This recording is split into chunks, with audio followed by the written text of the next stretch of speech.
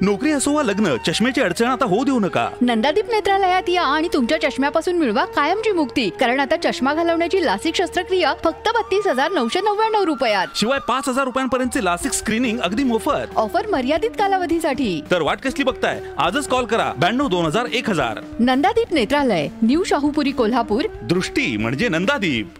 आता गोकुळच्या अध्यक्षपदासाठी तिघांची नावे चर्चेत.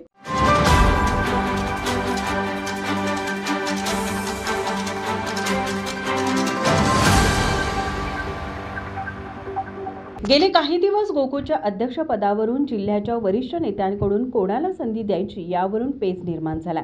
मागील काही दिवसांपूर्वी बाबासाहेब चौगले यांचे नाव प्रसिद्धी माध्यमात होते. आता यात ट्विस्ट म्हणजेच गोकुळचे संस्थापक आनंदराव पाटील सुयेकर यांचे सुपुत्र शशिकांत पाटील सुयेकर यांचं नाव चर्चेत आलंय. शशिकांत पाटील हे आमदार सतेज पाटील यांचे समर्थक असले तरी संस्थापकांच्या मुलाला संधी दिल्यानं त्यांच्या नावाला कोणाचाही थेट विरोध होणार नाही हे तितकंच सत्य आहे. मुख्यमंत्री देवेंद्र फडणवीस व उपमुख्यमंत्री एकनाथ शिंदे या आपल्या महायुतीतील वरिष्ठ नेत्यांचा निरोप आल्यावर राजीनामा देऊ अशी भूमिका अरुण डोंगळे यांनी घेतली आहे. दुसरीकडे मुख्यमंत्री व उपमुख्यमंत्र्यांना भेटून वस्तुस्थिती सांगून डोंगळेंसह सगळ्यांना मान्य होईल असा अध्यक्षपदाचा चेहरा ठरवल्याचंही मंत्री मुश्रीफ यांनी सांगितल्यानं आता त्या चेहऱ्याबद्दल उत्सुकता लागून राहिली आहे. नवा अध्यक्ष म्हणून अजित नरके, शशिकांत पाटील आणि बाबासाहेब चौगले यांच्या नावाची चर्चा आहे. शशिकांत पाटील यांचं नाव संस्थापकांचे चिरंजीव असल्यानं चर्चेत आलंय.